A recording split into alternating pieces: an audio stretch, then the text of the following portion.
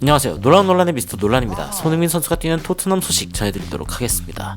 제가 최근 손흥민이 이제 그 브래넌 존슨과 함께 뛰고 싶어 한다는 이야기가 굉장히 화제가 되었다라고 하면서 이 BBC의 이야기를 전해드린 적이 있는데, 그러면서 이 이야기, 브래넌 존슨이 손흥민을 폭발시킬 것이다 라는 이야기를 하면서 동영상을 맺었죠. 그런데 그 이유가 무엇인지에 대해서 이제 궁금해하시는 분들이 있었는데, 그 이야기에 대해서 좀 더 자세히 살펴볼까 합니다. 들어가 보시죠.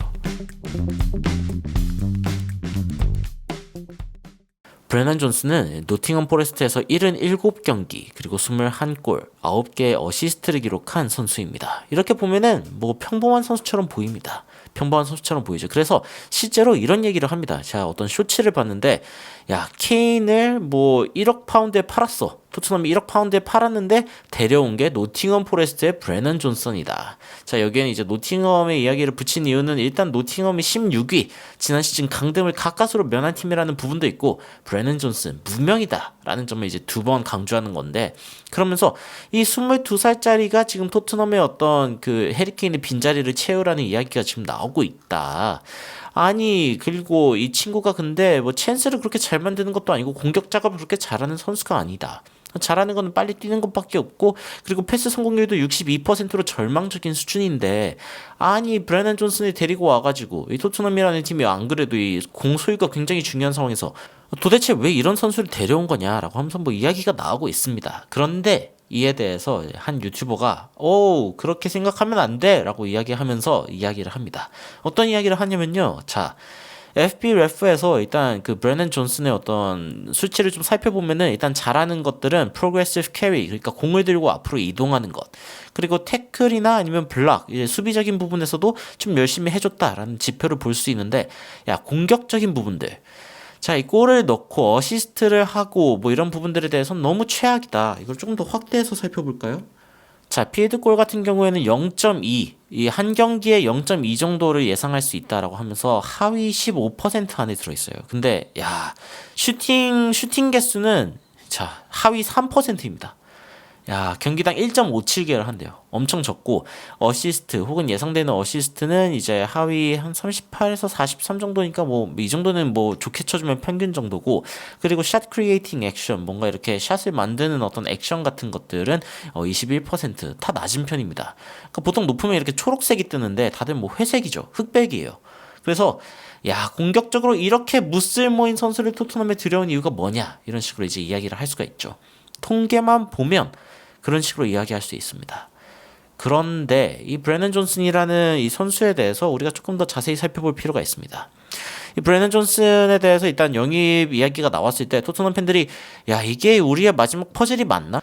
왜냐면 그때 당시에는 손흥민 선수가 이제 중앙에서 터지기 전이었고, 그럼 브래넌 존슨은 뭐 어디다가 쓰겠다는 거냐, 뭐 측면이냐 중간이냐 어디냐, 뭐 이제 궁금증이 있었죠. 그런데 뭐 지금은 손흥민 선수가 중간에 서고 브래넌 존슨이 이제 바깥쪽에 설 것이라는 어떤 예측이 가장 강하게 나오고 있습니다. 그런데 이 브래넌 존슨이 공격적인 지표가 이렇게 낮은데 왜 데려왔냐라고 하려면은 일단 맥락을 좀 살펴봐야 됩니다. 일단 브래넌 존슨이 뛰던 팀이 노팅엄 포레스트죠. 그래서 지난 시즌의 어떤 통계를 좀 살펴보면은, 자, 승점 38점으로 16위를 기록했습니다. 자, 18, 19, 20위가 강등이니까 강등 아슬아슬하게 이제 앙당한 거고, 어쨌건 승격 후에 가까스로 버티고 있습니다. 버티고 있는데 38골을 넣었고, 그리고 68골을 먹혔어요. 그러니까 골 득실이 마이너스 30. 마이너스 30이고, 그리고 뭐 운이 특별히 안 좋았냐 혹은 운이 특별히 좋았냐라고 했을 때 뭐 예상되는 기대값이랑 거의 비슷해요. 39골을 넣을 것 같았는데 뭐 38골 넣었고, 64골을 먹힐 것 같았는데 뭐 68골을 먹혔고, 이러니까 뭐 비슷합니다. 비슷하고, 그리고 이제 블랙프랙의 FA컵에서 이제 떨어졌었고, 이 FA컵에서는 맨유한테 이제 좀 안타깝게 떨어졌는데, 노팅엄 포레스트라는 팀이 일단 딱 봐도 알 수 있는 점 하나, 강팀은 아닙니다. 강팀은 아니에요. 그리고 어떤 식의 플레이를 하는지에 대해서 이제 이야기를 한 걸 보면은 역습을 좋아한다. 그리고 이 공중볼을 좀 좋아하고, 그리고 찬스가 있으면은 뭔가 피니시를 하려고 하고, 그리고 상대방에서 이제 공을 가져오는 걸 좀 잘하려고 한다. 근데 못하는 부분이 있다면은 이제 스킬풀 플레이어, 뭔가 상대방이 어떤 기술적인 선수에게 농락을 당하는 상황이 좀 발생한다던가, 아니면은 뭔가 이제 공격 상황에서 공을 갖고 있는 부분에서 좀 문제가 있고, 그리고 이제 선두에 있을 때, 그러니까 이기고 있을 때 그 점수를 방어하는 걸 못한다. 뭐 이런 이야기가 나옵니다. 노팅엄 포레스트의 어떤 스타일을 살펴보면 슈팅 많이 하고 장거리 슈팅 많이 하고 롱볼 많이 때리고 오른쪽으로 뛰고 이거 누구겠습니까? 이거 브래넌 존슨이거든요. 그리고 자신의 어떤 그 하프, 자신의 진영에 지속적으로 있고 그리고 수비 같은 경우에는 적극적이다라는 이야기들이 나오고 있습니다. 그런데 이런 팀에서 뛴 게 이제 브래넌 존슨이고 거기에서 77경기, 21골, 그리고 9개의 어시스트를 기록한 거거든요. 자, 이 맥락에서 다시 한번 봅시다. 팀은 역습을 좋아해요. 역습을 좋아하고 공중볼이랑 뭐 롱볼 이런 걸 굉장히 많이 쓴답니다. 이런 팀이에요. 이런 팀에서 브래넌 존슨은 이제 속도로 이제 역습을 주도하는 어떤 역할을 했을 텐데 그나마 기회도 굉장히 적었겠죠. 아니 뭐 이거 뭐 굳이 추측할 필요도 없는 게 통계 보면은 경기당 평균 슈팅이 1.57개로 하위 3% 수준이니까 완전 낮죠. 야, 기회 자체가 없었어요. 기회 자체가 별로 없었는데 이만큼 골을 넣었다.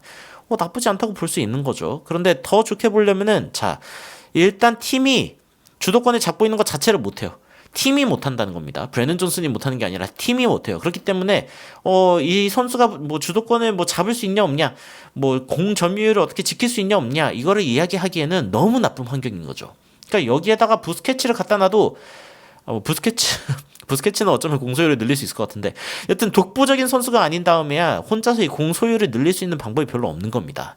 그렇기 때문에 이런 맥락을 살펴봤을 때 브래넌 존슨이라는 선수가 어떻게 보면은 이 토트넘에 도움이 될 수도 있겠구나.